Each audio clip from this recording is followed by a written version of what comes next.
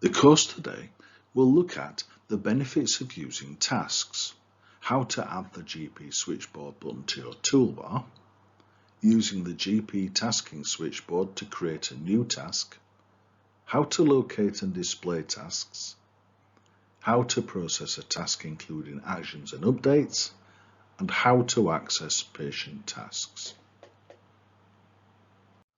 The benefits of using tasks. They can all be seen by authorized SystmOne users. The progress and status of a task can always be monitored by sender or recipient teams. It simplifies communication between teams, reducing time spent on phone calls and reducing time searching for patient emails as tasks form part of the patient record. Tasks can be searched for specific information, and all tasks relating to a patient can be found easily and quickly. Do not use tasks for time-critical events.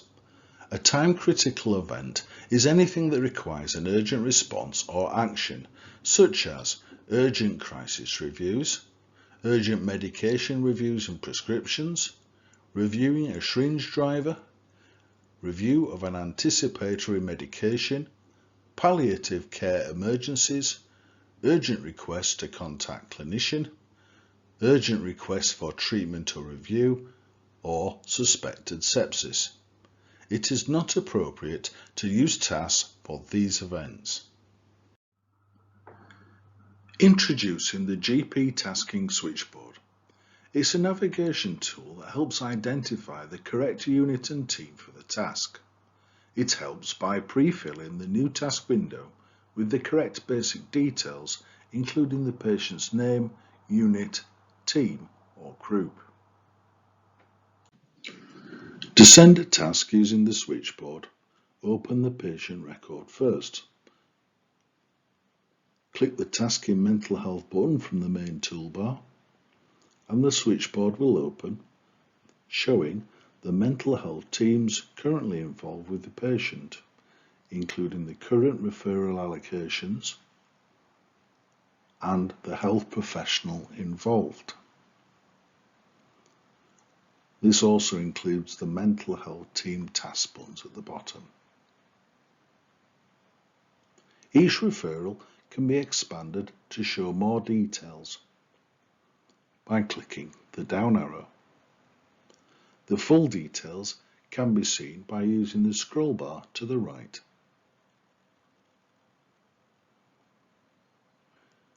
To send a task to one of the current teams, click the relevant button. The new task dialog box appears pre-filled with the unit and the group. The task type is set to be GP query. Type the content of the task.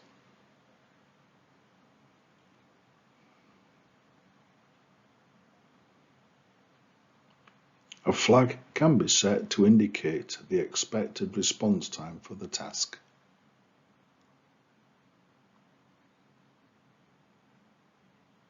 The task can be set by clicking the OK button, followed by the OK again to close the switchboard. Please be aware that the task will be sent once the patient record is saved. A flag can be selected to indicate the maximum time expected for a response to the task. Click the drop-down arrow and a list of flags and their expected response times are shown. Select an appropriate flag by clicking it. Important notes. These timescales are expected for a response and not absolute deadlines. Tasks should not be used for emergency or time-critical requests. Flags descriptions and response times may be different for external SystmOne units. The flag colours will stay the same, but the descriptions will match mental health unit descriptions shown below. A task is usually sent when the patient record is saved. However, a task can be sent without saving the patient record. By clicking Discard to close the patient record without saving, a question box appears stating that there is an unsent task and asks if you want to send it. If Send is clicked, the task is sent and the patient record is closed. Now you know how to send a task, it's time to see how to find the task. A summary of the tasks sent to you can be found from the home page. A full list of tasks to the unit can be seen from the task list view. And we can see all the tasks connected to a patient by using the Task History button.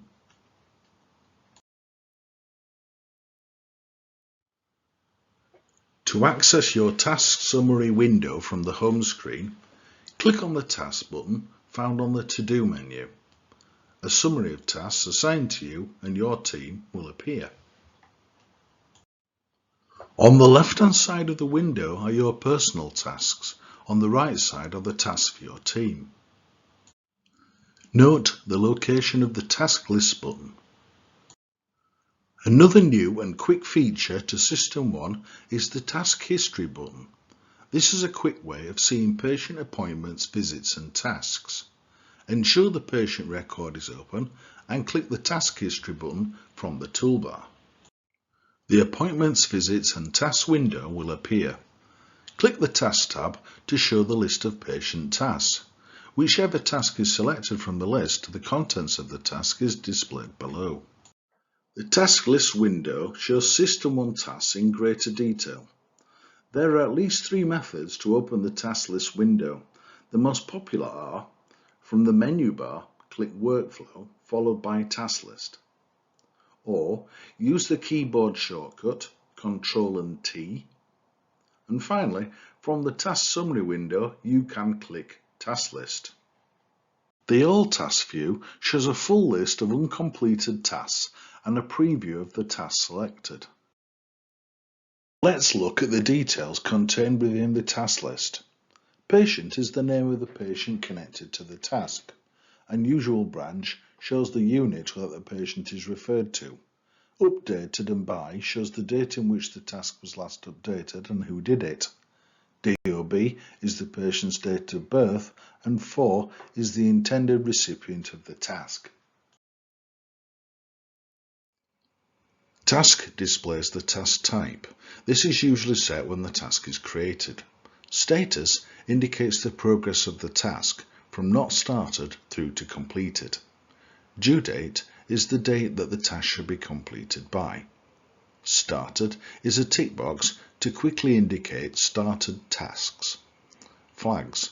These are used to indicate the time duration set for the task. If it shows a paperclip symbol, it means that the task contains attached documents. Note that each of the column headers can be used to sort the tasks into alphanumerical order. Simply click the column header to apply the sort. The applied sort order will be kept as an ongoing preference until changed again. Usually, we need to see the tasks relating to ourselves and our patients. We can use the task tree to categorize and filter the task list to show tasks relevant to us. As most of the category and filter descriptions are self-explanatory, I will highlight a few of the more useful ones. Selecting different categories and filters from the task tree alters the view of the tasks. The tree can be expanded by clicking the down arrows, showing subcategories.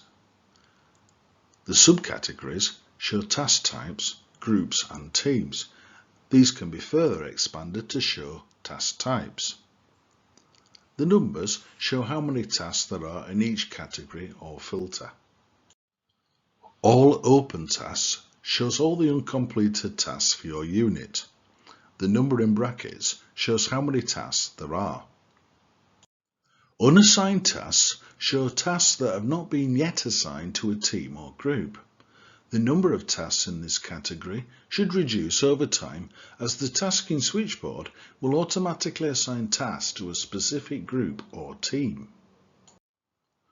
Assigned to groups shows the tasks that have been assigned to a specific group, such as doctors, admin or nurses. Assigned to teams. Use this setting to see the tasks sent to specific teams. Assigned to staff shows which tasks have been assigned to specific staff within the team. For me, my groups and my teams, selecting this filter identifies the tasks assigned to you and your team. For only me shows tasks assigned to you. The search box at the top of the task list allows me to search for specific terms within all the tasks displayed on the task list. For example, if I search for the word test, the task list changes to display all the tasks with the word test within the task. In my example, it could mean blood test or testing medical levels. This function can be used to find useful terms to identify the correct task. To remove the search term, click the cross next to the search box. I can use the toolbar to process the task. I need to select the task first by clicking on it, then move to the toolbar to choose which option I want to use. Hovering over a toolbar button displays its name or purpose.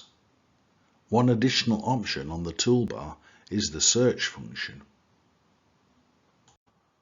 An alternate method is to right-click the task I want to process, and the options menu will appear to show what tools I can use.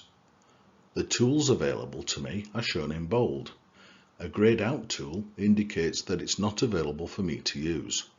This is a popular method to use because it uses fewer mouse clicks and displays both the tool button and its name or purpose.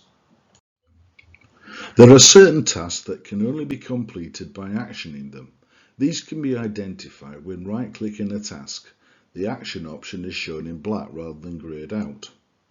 Depending upon the type of task, instructions will be given on how to complete.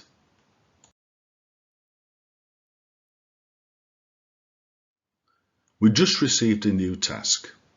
We're going to update it by right-clicking and clicking Update. On the task window, we're going to change the task type to match the type of request. Then we will set the duration of the task by setting a flag. Then we will put notes into the task to say what we have done.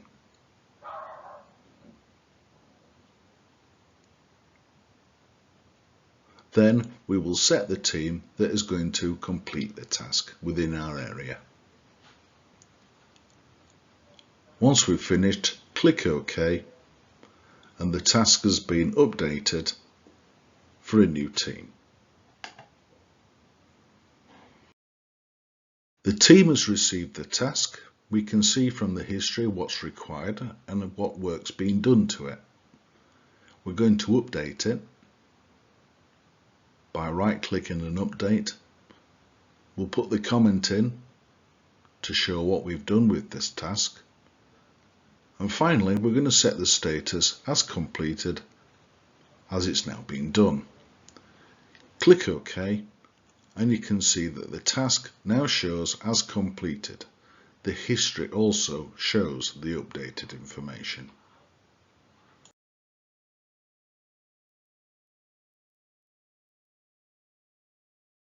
In this course, we've looked at the benefits of using tasks, how to locate the task in switchboard, and how to create new tasks.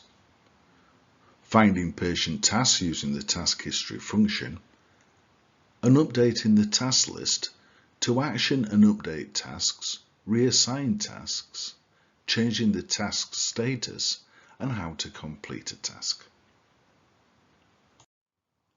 This concludes the tasking training using SystmOne.